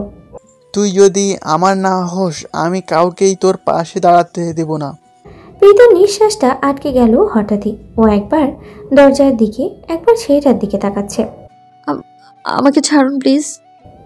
ছেলেটা আবার হিংস্র ভঙ্গিতে ওর হাত চেপে ধরে মুখের একদম কাছে এসে ফিসফিস করে, এত সহজে ছাড়বো না আজ। বিনিতার গলা শুকিয়ে এসেছে, মনে হচ্ছে দম বন্ধ হয়ে যাবে। বুক ধড়ফড় করছে, পুরো শরীর কাঁপছে থরথর করে। ঠোঁট দুটো শুকিয়ে গেছে, গলা দিয়ে কোনো শব্দ বের হচ্ছে না। চোখের সামনে নেমে আসছে ঘন অন্ধকার। দেয়ালের একপাশে হেলে পড়ে গেল ও। ছেলেটা থমকে গেল যেন। এই এই কি হলো? ঠিক আছো তুমি? এই মেয়ে। ঠিক সেই সময় পেছন থেকে শোনা গেল একটা মেয়ের গলা। বিনিতা, তুই এখানে আছিস? ছেলেটা চমকে উঠল। মুহূর্তের মধ্যেই ভেবে পেল না কি করবে। পেছন থেকে আবার সেই গলা শোনা যাচ্ছে, এবার যেন আরো কাছে। বিনিতা, ছেলেটা দ্রুত চারপাশে তাকালো, তারপরে দৌড়ে বের হয়ে সরে গেল পাশের করিডোর ধরে। মিথিলা ছুটে এসে থমকে দাঁড়ালো। বিনিতা! ওর গলা কেঁপে উঠল। দেয়ালের গায়ে হেলে পড়ে আছে বিনিতা। মুখ কাগজের মতো সাদা, ঠোঁট শুকনো, নিঃশ্বাস যেন আটকে আছে ওর। মাটিতে বসে ওর হাত ধরে ঝাঁকাচ্ছে মিথিলা। বিনিতা, চোখ খোল, কি হয়েছে তোর? বিনু, আমার দিকে তাকা দেখ, আমি এসেছি। মেয়েটার চোখ দুটো আধ বোঝা, শরীরটা কাঁপছে হালকা হালকা। ঠোঁট নাড়ার চেষ্টা করলেও কিন্তু শব্দ বের হলো না। মিথিলা ওর কাঁধে হাত রাখলো, অন্য হাত ওর ঠান্ডা হয়ে যাওয়া হাত দুটোর উপরে। বিনু, দেখ এদিকে, আমার দিকে, আমি আসি এখানে। তারপর চারপাশে তাকিয়ে চিৎকার করলো, কেউ আসুন প্লিজ। ওহ গড, কি খবর? আমি এখন। তারপরও যেন হঠাৎ করেই মনে পড়লো অর্ণবের কথা। দ্রুত অর্ণবের নাম্বারে কল দিল। শোবার ঘরের মতো করে সাজানো একটা ছোট্ট কক্ষ। বিছানার উপরে নিস্তেজ হয়ে শুয়ে আছে বিনিতা। মিথিলা রূপন্তী ছলছল চোখে দাঁড়িয়ে আছে এক পাশে। অন্য বিনিতার হাত দুটো ধরে রেখেছে, পাগলের মতো চুমু খাচ্ছে ওর সারা মুখে। বেনি, বেনি, চোখ খোলো প্লিজ, আমার দিকে তাকাও। ওর কণ্ঠ কেঁপে উঠল, গলা শুকিয়ে কাঁদ। শাফিন ওর কাঁধে হাত রাখলো। দেখি সর, আমাকে চেক আপ করতে দে। কি হয়েছে ওর? শাফিন বল, ওর কি হয়েছে? ও তাকাচ্ছে না কেন? শাফিন অর্ণবকে সরিয়ে পড়ল। দেখি সর, তুই একজন ডাক্তার হয়ে যদি এভাবে এমন করিস তাহলে কিভাবে হবে? চেক আপ করতে দে। শাফিন একটা চেয়ার টেনে বিছানার পাশে বসলো। অর্ণব বিছানাতে বিনিতার হাতটা ছাড়ল না, ধরে রাখলো শক্ত করে। শাফিন ওর কপালে হাত রাখলো, স্ট্যাথোস্কোপ বের করলো বক্স থেকে। কমিউনিটি সেন্টারের লোকেরা কিভাবে যেন সবকিছু ম্যানেজ করে ফেলেছে। রূপন্তী কাপা কণ্ঠে জিজ্ঞেস করলো, ও ঠিক আছে সাফিন। শাফিন খুব মনোযোগ দিয়ে বিনিতার শ্বাস প্রশ্বাস শুনল। স্ট্যাথোস্কোপ সরিয়ে নিয়ে ওর পালস দেখলো। কপালে ভাঁজ পড়ল ওর, কিন্তু তখনই কিছু বলল না ও। রূপন্তী আবার জিজ্ঞেস করলো, গলা যেন রুদ্ধ হয়ে আসছে। সাফিন প্লিজ কিছু বলো, ওর কি হয়েছে? শাফিন এবার নিঃশ্বাস ফেললো, তারপর চোখ তুলে তাকালো। ওর পালস খুব দুর্বল, শ্বাস নিচ্ছে খুব ধীরে ধীরে। একটা প্যানিক অ্যাটাকে ফরম পর্যায়ে খুব খারাপভাবে ট্রিগার হয়েছে। এমন হলে কেউ হঠাৎ করে অজ্ঞান হয়ে যেতে পারে। মিথিলা চোখের পানি মুছতে মুছতে বলল, তাহলে এখন কি করতে হবে?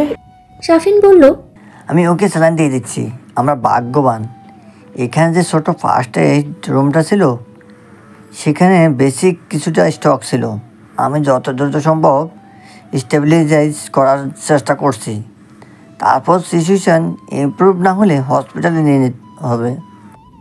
অর্ণব নিঃশ্বাস নিতে পারছে না যেন, ওর হাত কাঁপছে, তবুও বিনাতার হাত ছাড়ছে না। ওর গলা কেঁপে উঠে বলল, আমি কেন চোখে একা রেখে গেলাম? শাফিন, ও আমাকে বলতে পারলো না কিছু।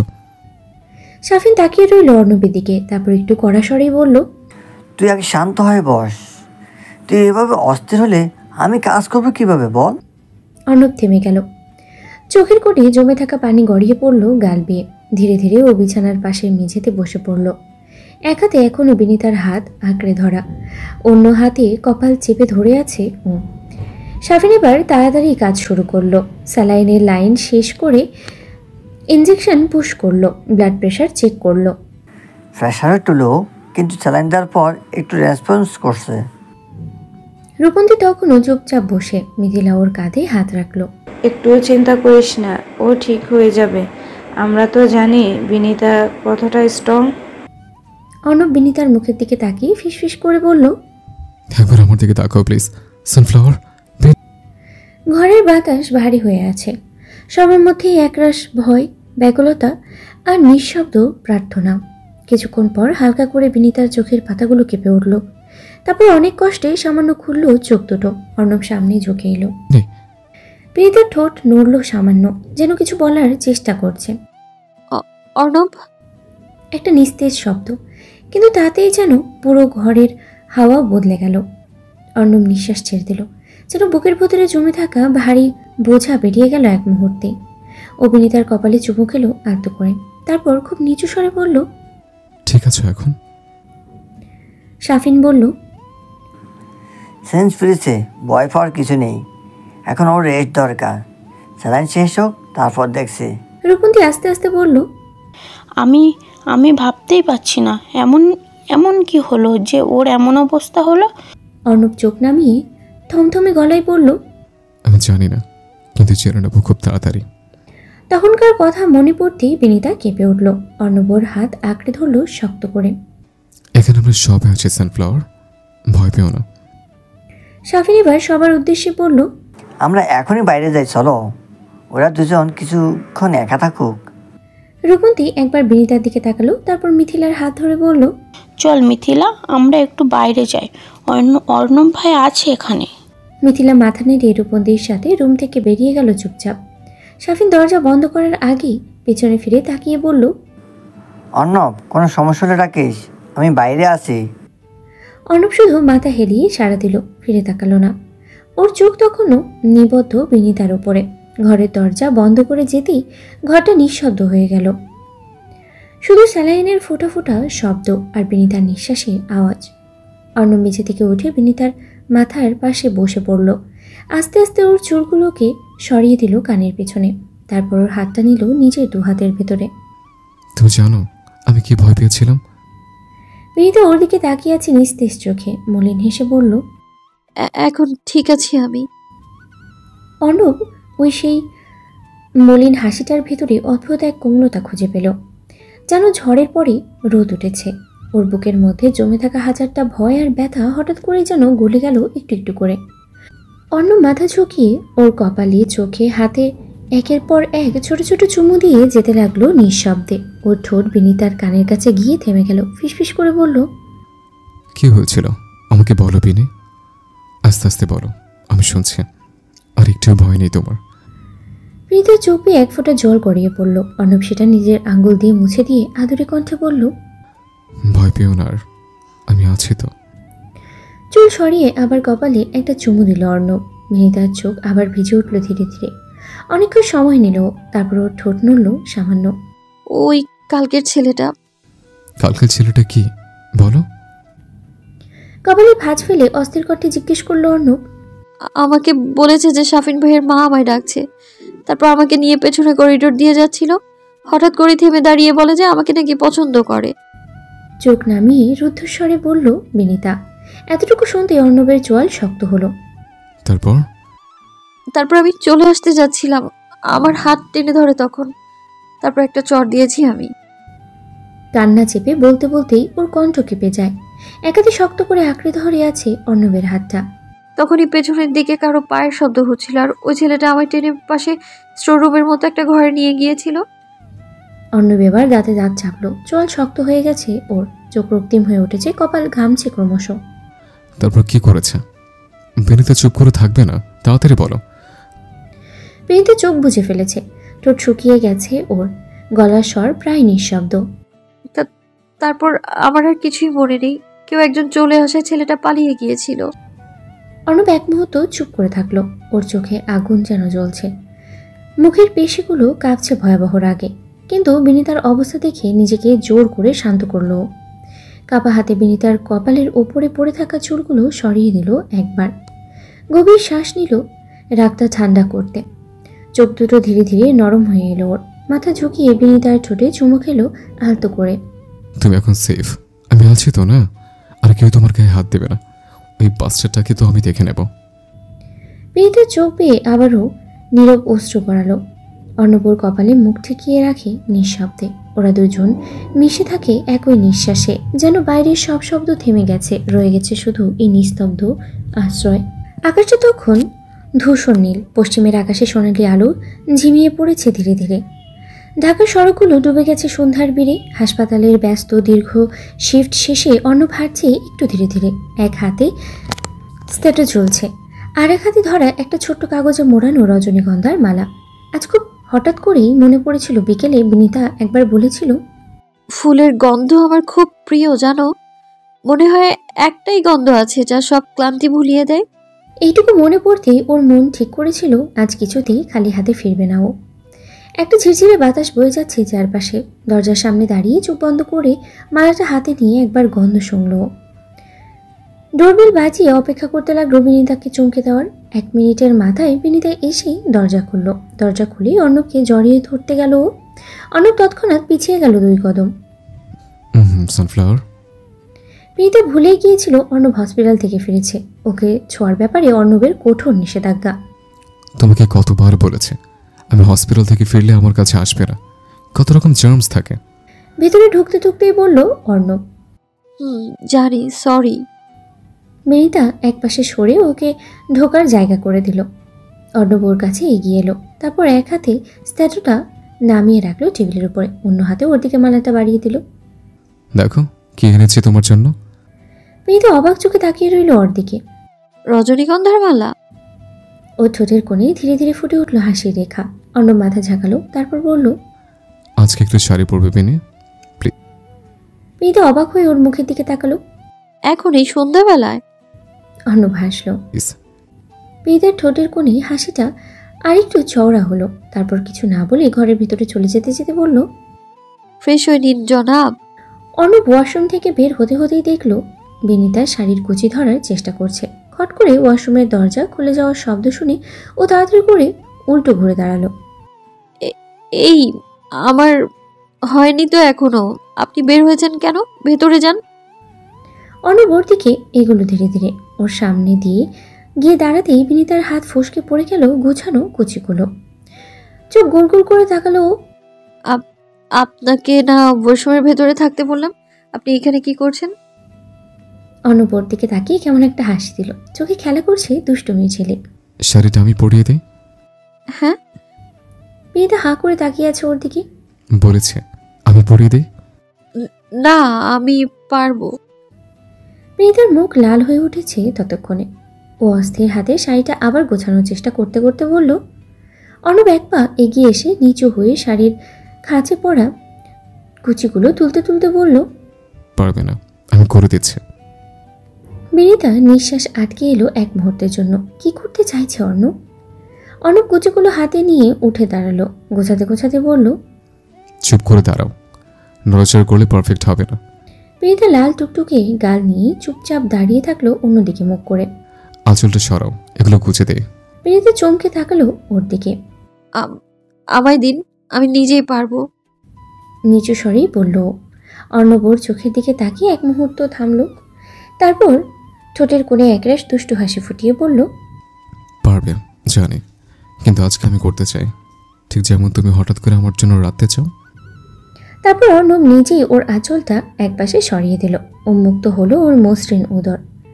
বিনিতা চোখ বন্ধ করে অন্যদিকে ঘুরে তাকালো। অর্ণব এক মুহূর্তের জন্য থমকে গেল যেন। দু চোখে ভর করল রাজ্যের নেশা। বিনিতার নিঃশ্বাস ভারী হয়ে এসেছে ততক্ষণে। চোখের কোণে একরাশ সংকোচের ছায়া পড়েছে। তবুও চুপচাপ দাঁড়িয়ে রইল। অর্ণবকে না থামাতে পারল আর না নিজে সরে যেতে পারল। অর্ণব হাত বাড়িয়ে ধীরে ধীরে কুচিগুলো গুজে দিল ওর তলপেটের কাছে। মন দিয়ে যত্ন নিয়ে, ঠিক যেন এই কাজটাই ও বহুদিন ধরে করতে চেয়েছিল। ওর আঙ্গুলগুলো ছুঁয়ে যাচ্ছে বিনিতার মসৃণ ত্বক। বিনিতা শিউরে উঠল এক দফা। কুচিকুচা শেষ হলে অর্ণব হাঁটু গেড়ে বসে ঠোঁট ছোঁয়ালো ওর মসৃণ পেটের উপরে। বিনিতা আবারও শিউরে উঠে খামচে ধরল অর্ণবের চোট। অর্ণব একবার ওর মুখের দিকে তাকালো, তারপর উঠে দাঁড়িয়ে গুছিয়ে দিল শাড়ির আঁচলটা। বিনিতা চুপ করে দাঁড়িয়ে আছে, চোখ নামিয়ে ফেলেছে নিচের দিকে। ওর গাল টুকটুকে লাল, নিঃশ্বাস অনিয়মিত হচ্ছে, দৃষ্টি ঘুরছে এদিকে সেদিকে। অর্ণব পেছন থেকে ওর চুলগুলো ঘাড়ের পাশে সরিয়ে দিয়ে কানের নিচে গরম নিঃশ্বাস ফেলে বলল, তোমার গলার ঠিক এখানে একটা তিল আছে জানো? আমায় আপনি? বিনিতা থেমে গেল। ওর কণ্ঠ রোধ হয়ে গেল লজ্জায়। আমি কি? অর্ণব ওর কানের কাছে ফিসফিস করে বলল, তোমার খুব প্রিয় মানুষ। বিনিতা চুপচাপ শাড়ির আঁচলটা খামচে ধরে চোখ বন্ধ করে দাঁড়িয়ে রইল। অর্ণব রজনীগন্ধার মালাটা ওর চুলে গুজে দিয়ে সামনে এসে তাকালো ওর লজ্জারাঙা মুখটার দিকে। হয়ে গেছে, এখন তুমি আয়নার সামনে যাও, আমি দেখি আমার বানানো শিল্পকর্ম কেমন হলো। বিনিতা আয়নায় একবার তাকিয়ে চোখ নামিয়ে ফেলল। ঠোঁটের কোণে ফুটে উঠল এক টুকরো হাসি। ওর গালজোড়া রক্তিম। কিছু বলতে চেষ্টা করলো, কিন্তু কণ্ঠ যেন আটকে গেছে গলায়। অর্ণব পিছন থেকে হাত রাখলো ওর কোমরের দুপাশে। ওর চোখের দিকে নির্বিশেষ তাকিয়ে থেকে ফিসফিস করে বলল, You're looking so pretty and damn hot. Binita চোখ বড় বড় করে এক ঝটকায় ঘুরে দাঁড়িয়ে ওর মুখ চেপে ধরল। চুপ কর নির্লজ্জ লোক। অর্ণবর হাতে মৃদু কামড় দিল। অর্ণবর কোমরে মৃদু চাপ দিয়ে ওকে মিশিয়ে নিল বুকের সাথে। মাঝে সব দ্রুত হারিয়ে গেল মুহূর্তে। প্রশংসা করলেও দোষ। বিনীতার নিঃশ্বাস যেন জমে গেল। তাই বলে এমন নির্লজ্জের মতো কথা বলবেন? নির্লজ্জ তোর তো এখনো কিছুই দেখোনি। বলতে বলতেই চোখ টিপল অর্ণব। বিনীতার কোমর ছুঁয়ে থাকা অর্ণবের হাত দুটো উঠে এলো ওর ঠোঁটের কোণে। কেঁপে উঠল বিনীতা। অর্ণবের বৃদ্ধাঙ্গুল ওর ঠোঁটের কোণ ছুঁয়ে যেতে যেতে স্থির হলো ঠোঁটের উপরে এসে। ওর ঠান্ডা আঙ্গুল ধীরে ধীরে যেন জমে উঠেছে বিনীতার শরীরের উষ্ণতা। অর্ণব আরেকটু এগিয়ে এলো ওর কাছাকাছি। আস্তে আস্তে ওর ঠোঁটে স্পর্শ করলো বিনীতার ঠোঁটের নিচের কোণটাতে। বিনীতা চোখ বন্ধ করে ফেললো, খামচে ধরলো অর্ণবের সাথে বুকের অংশ। অর্ণবের ঠোঁট আর একটু ঘেঁষলো, তারপর অল্প অল্প স্পর্শে ধীরে ধীরে তার রেশ ছড়িয়ে পড়লো ঠোঁটের সর্বত্র জুড়ে। বিনীতার শরীর শিহরিত হলো, ঝাঁকুনি খেলো পুরো শরীর। অর্ণব একটানে ওকে কোলে তুলে ফেললো ওই অবস্থাতেই। বিনীতার কোমল হাতগুলো ভয়ে ওর গলা জড়িয়ে ধরলো শক্ত করে। অর্ণবের বাহু জুড়ে আটকে থাকা বিনীতার হৃদস্পন্দন যেন বেড়েই চলেছে দ্রুত গতিতে। অর্ণব বিনীতাকে কোলে নিয়ে বিছানার কাছে এসে থামলো, বিছানায় নামিয়ে শুয়ে দিল সাবধানে। তারপর নিজেও ঝুঁকে পড়লো ওর উপরে। কপালে ছোট্ট একটা চুমু দিয়ে আবার দখল করলো ওর ঠোঁট জোড়া। অর্ণবের ঠোঁট জোড়া বিনীতার ঠোঁট ছেড়ে আবার নেমে এলো বিনীতার কাঁধ জুড়ে। বিনীতা তখন এলোমেলো নিঃশ্বাস ফেলছে একের পর এক। অর্ণবের ঠোঁট কাঁধ ছুঁয়ে যেতেই বিনীতার শরীর যেন কেঁপে উঠল এক মুহূর্ত। ওর চোখ দুটো খুলে গেল সামান্য, বদলে গেল নিঃশ্বাসের ছন্দ। অর্ণব একটানে সরিয়ে দিল ওর কাঁধের উপরে বিরাজমান শাড়ির আঁচল। আঁচলটা সরে যেতেই উন্মুক্ত হয়ে পড়ল ওর ফর্সা মসৃণ কাঁধ। বিনীতা ওর চোখ বুঝে ফেলল, শ্বাস নিচ্ছে জোরে জোরে। ওর একটা হাত উঠে এলো অর্ণবের গলার কাছে, যেন ওকে সামনে রাখার চেষ্টায়। অর্ণব অর্ণব চোখে প্রবল ঘোর নিয়ে গলার ভাঁজ থেকে মুখ তুলে তাকালো ওর চোখে। এই যে এত যত্ন করে শাড়ি পরালেন, কি লাভ হলো? এখন নিজেই আবার নষ্ট করে ফেলছেন। লাভ? এই যে আমি দেখলাম, মুগ্ধ হলাম, এটাই লাভ। ফিসফিস করে বলে অর্ণব আবার ডুবে গেল ওর গিবরা দেশে। অর্ণবের ঠোঁট ছুঁয়ে যাচ্ছে তীব্রভাবে। বিনীতার গা শিরশির করে উঠল। ও সজোরে খামচে ধরল বিছানার চাদরটা। বিনীতার নিঃশ্বাস তখন আরও গাঢ় হয়ে উঠেছে। কিছু একটা বলতে গিয়েও থেমে গেল ও। ঠোঁট কাঁপছে, লজ্জায় রক্তিম হয়ে আছে গাল দুটো। অর্ণবের প্রতিটা স্পর্শ যেন দোলা দিয়ে যাচ্ছে ওর সমস্ত আত্মা জুড়ে। ঠিক সেই সময় অর্ণব জড়ানো গলায় ফিসফিস করলো, যে কাছাকাছির মাঝে বিন্দুখানির দূরত্ব আছে, মেঘের মেয়ে অত কাছে এসো না কোনোদিন। দিব্যি দিলাম মেঘের বাড়ির আকাশ কিংবা আলো শাড়ির, তার চেয়ে বরং দূরেই থাকো। যেমন দূরে থাকে ছোঁয়া থেকে স্পর্শ, রোদ্দুরের বুক থেকে উত্তাপ, শীতলতা থেকে উষ্ণতা। প্রেমের খুব গভীর ম্যাপে যেমন লুকিয়ে থাকে ভালোবাসা, তেমন দূরত্বেই থেকে যাও। এক ইঞ্চিতেও কবু বলতে পারবে না কেউ কতটা কাছাকাছি এসেছিলে বলে দূরত্বের পরিমাপ দিতে পারেনি পৃথিবী। অর্ণবের বলিষ্ঠ হাত জোড়ার সরল অঙ্গ বিন্যাসে ধীরে ঘিরে ধরল বিনীতার সুডোর কোমর।